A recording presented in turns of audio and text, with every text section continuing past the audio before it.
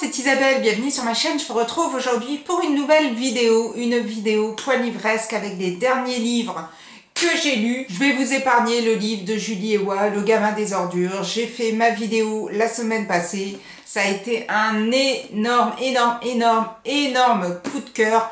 Je vous invite à découvrir ce livre très rapidement. Ça a vraiment été une super lecture. Donc n'hésitez pas à jeter un coup d'œil à ma dernière vidéo si vous ne l'avez pas encore regardée. Sinon, n'hésitez pas à vous jeter tout simplement sur ce livre-là. Et on continue tout de suite avec Sauvage de Jaime Bradbury. C'est paru aux éditions Gallmeister avec leur superbe couverture. C'est vrai que celle-ci, c'est moi ce qui m'a tenté dès que j'ai vu cette couverture. J'ai eu envie de le lire, ça a été irrépressible. J'ai vu le livre, je me suis dit, faut que je le lise. J'avais pas regardé la quatrième de couverture, on voit, ou pas, parce que moi c'est vrai que sur le coup j'avais pas vu. Ça se passe en Alaska, ça a pour thème, en partie, les mushers, les conducteurs de chiens de traîneau. Et on est ici avec Tracy Petrikoff. Elle a 17 ans. Elle est rebelle. Elle s'est fait expulser de son école. Bon, après Tracy, elle n'a pas non plus une vie hyper facile. Sa maman est morte et elle se retrouve donc en Alaska avec, il me semble, son frère et son père. Et elle est, tout comme son père, passionnée par les chiens de traîneau.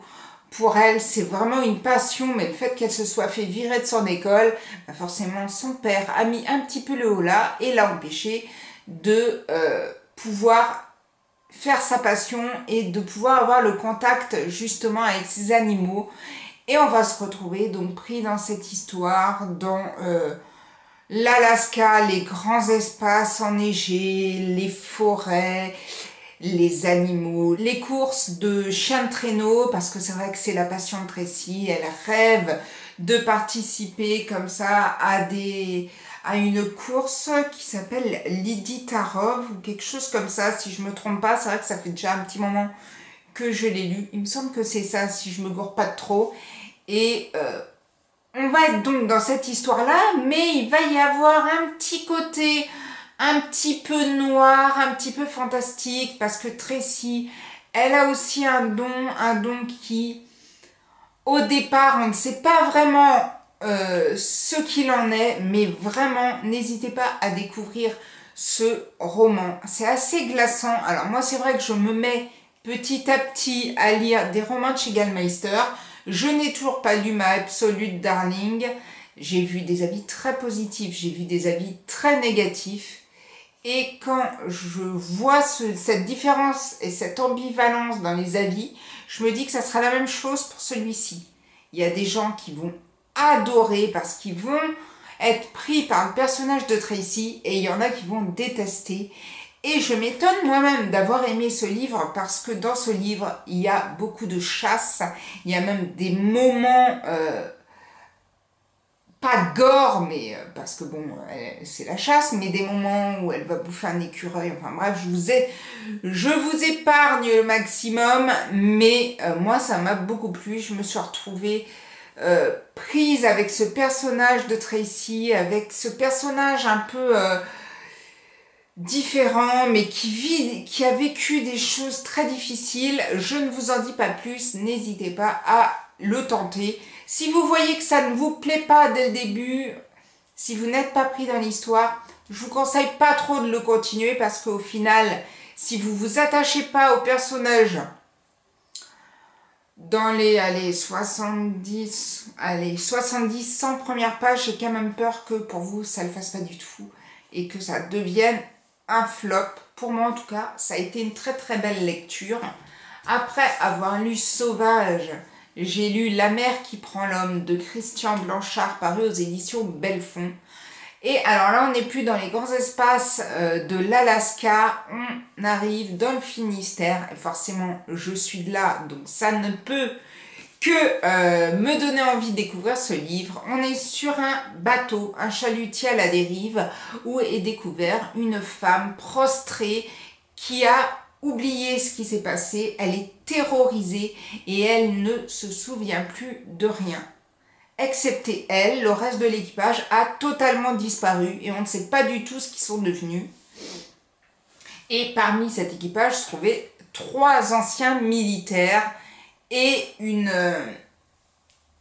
lieutenant de police qui s'appelait Emily Garcia. Parallèlement à ça, on est sur l'île de Bas, des petits passages où il y a une femme qui travaille dans les assurances, qui vient enquêter sur une mort un peu suspecte, et on se retrouve aussi enfin en Afghanistan, parce que forcément, vous vous doutez bien que les 3 militaires, ils ont une vie avant d'être sur ce bateau-là. Il s'est passé quelque chose et tout ça, on en apprend de plus en plus au fil de cette lecture. C'est un super polar. Moi, j'ai vraiment beaucoup aimé. J'aime beaucoup l'écriture de Christian Blanchard. J'avais lu Iboga que j'avais bien aimé, et c'est vrai que celui-ci confirme un peu la règle.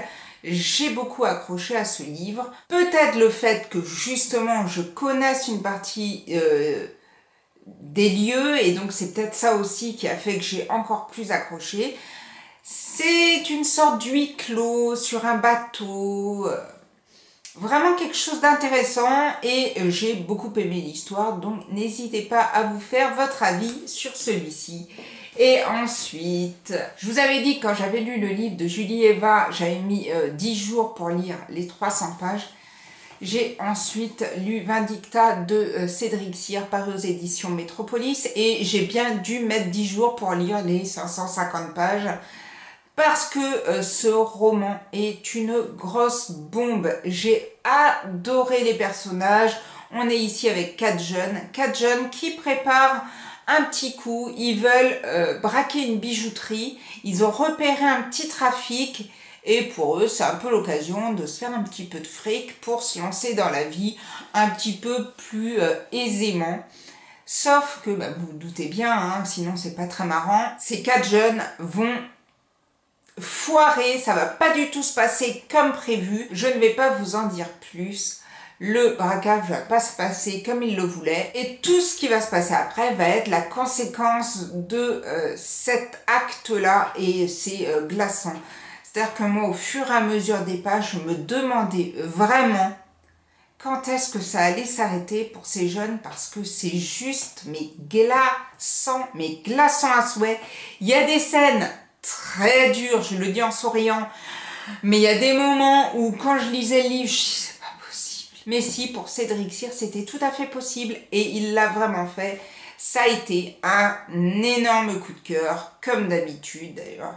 Avec cet auteur, je ne suis jamais déçue, et celui-ci est encore mieux, j'ai l'impression, que les autres. Il n'y a pas le côté fantastique qu'il y avait dans ses autres romans.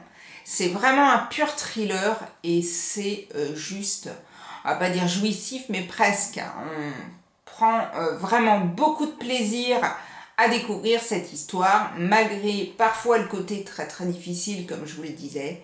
Et voilà, on se laisse totalement prendre, et les 550 pages défilent à une vitesse, et on veut faire durer, enfin tout du moins moi, au moins j'ai voulu faire durer le plaisir autant que j'ai pu, et j'ai avalé, le dernier jour, j'ai avalé les 100 dernières pages, parce que là, je pouvais plus tenir, il fallait absolument que je connaisse la fin.